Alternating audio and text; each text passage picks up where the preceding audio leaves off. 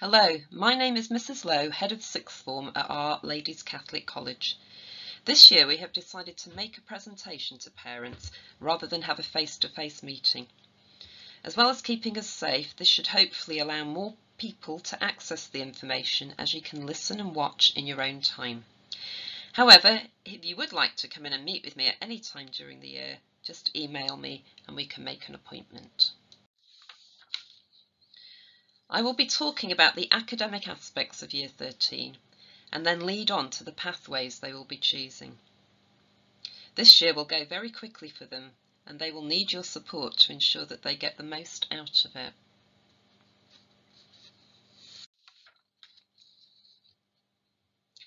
It is more important than ever in Year 13 that students keep on track with their work. The pandemic has hit these students badly, but we believe that the majority of them have done really well to keep on track in Year 12. Their teachers have worked very hard to ensure they are in a good place.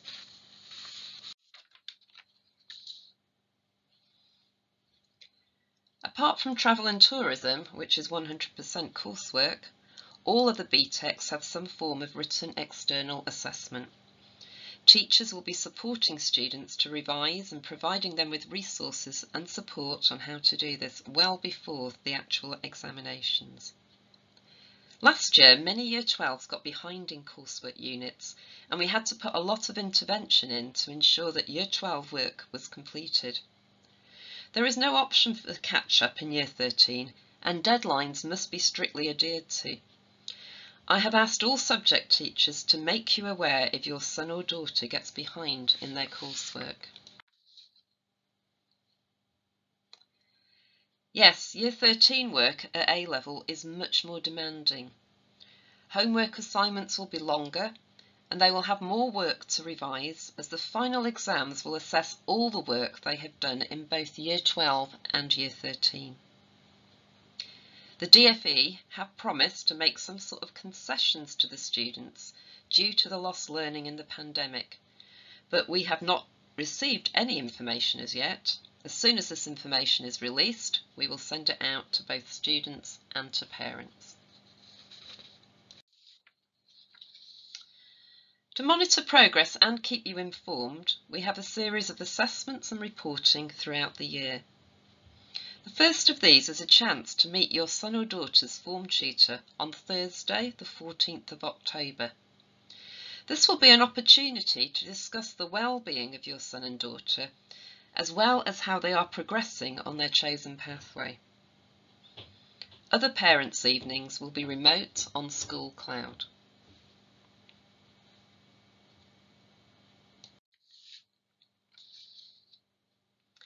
This slide is a compilation of advice we give to students throughout the school year.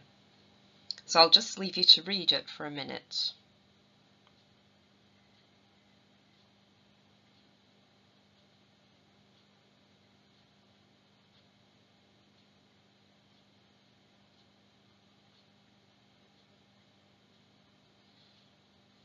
One thing that I do want to stress though is that more and more of our students seem to be working a part-time job, which is great because as well as giving them income, it is developing their soft skills such as communication and teamwork, which they will need in any career. However, research has shown that if a student works more than 10 hours a week whilst pursuing a full-time academic course, it will impact on their mental health and well-being, as well as their grades. Please intervene if a company puts pressure on a student to work more shifts.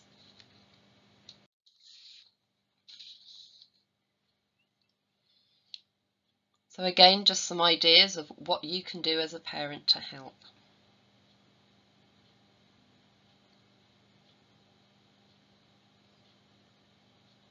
This is the most important year in their education, and they will need this support more than ever. We would like to work together with you to ensure the best possible outcomes for your child.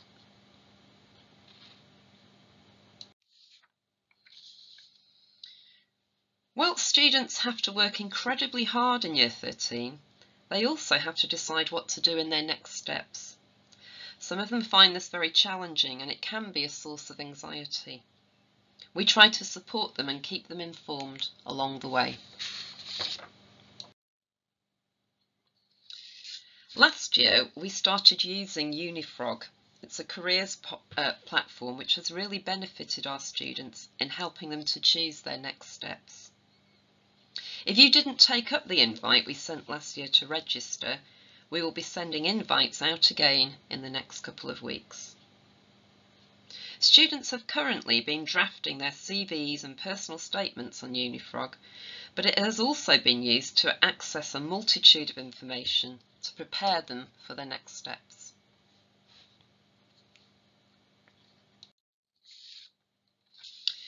Some of our students do not want to go to university and have already been attending sessions to prepare them for applications to apprenticeships or jobs. However, I know some students are interested in both pathways. I have advised these students to make their applications for university this term, and then to start looking for apprenticeships after Christmas. There is no reason why they cannot pursue both pathways at the same time. There are some excellent degree apprenticeships available in which the student begins training and also attends university part-time to obtain a degree, with the company paying the tuition fees. Once a student has applied for university, they can change their minds at any time, even including the first weeks of attending university, without any financial loss.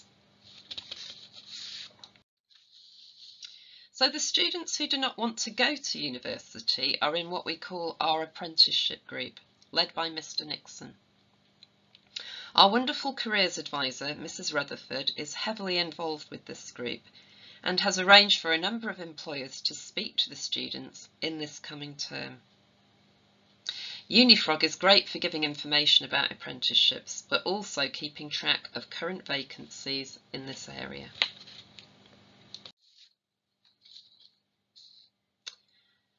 Please have a read of this slide.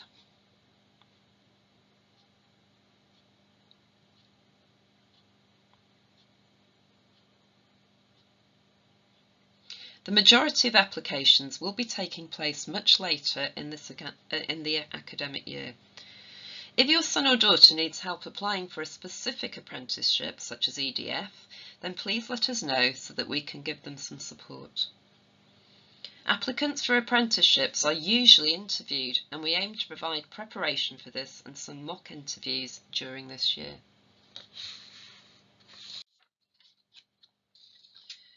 The CV Builder on Unifrog gives the students a lot of advice about how to write their CV and provides an excellent template which will ensure the finished product looks really professional.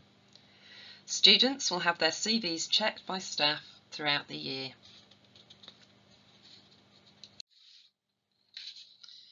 We started applications for university last May, and many students have already made good progress.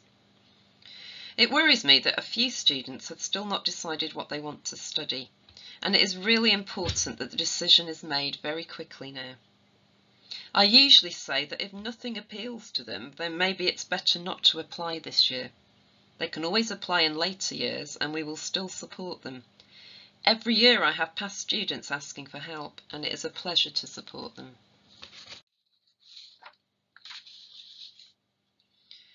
This is what the students should have already completed last term. So, what next? Once they have decided which course or subject they want to study, they need to start looking at where to study. Again, Unifrog allows them to search for universities and provides them with a wealth of information, allowing them to make a shortlist, which some have already done. UCAS Search can also be used. It is important that they consider entry requirements and apply for courses which are in line with their predicted grades. Students can ask their teachers at any time what grade they would predict for them, and these will appear on Unifrog in the next few weeks as teachers write their subject references.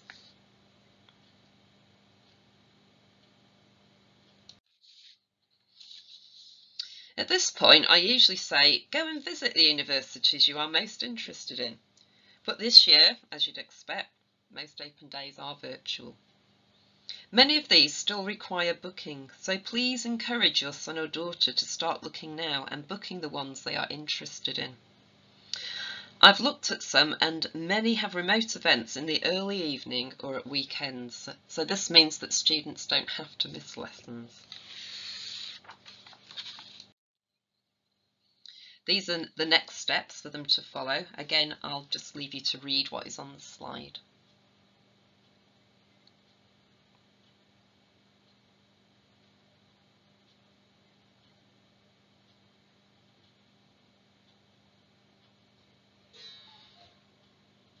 Universities do not tend to interview students for academic courses. However, they do for vocational courses such as medicine, nursing, social work and primary teaching. Last year, many of these went ahead remotely. I'm not sure what will happen this coming year.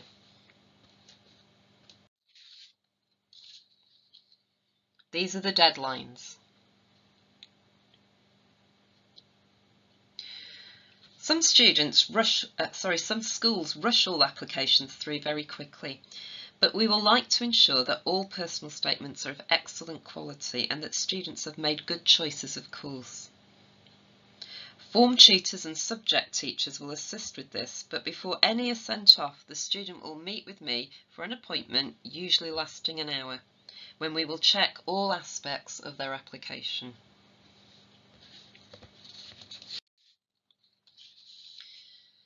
As far as I am aware, the dates for Results Day have not yet been released, but they are usually mid-August, and we will keep you informed.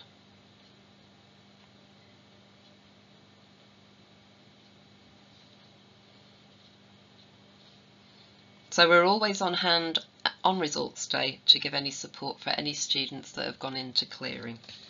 Not that that usually happens. At this point, we would normally have a speaker from a university to explain the process of student finance to parents. In the email where you found this link is another link to a presentation which was made for us last year by Lancaster University. I will also be going through the process of applying for student finance with the students closer to the time. If the presentation is not clear or does not answer your questions, then please don't hesitate to contact me for further information. And that's the end of the presentation, and thank you for listening.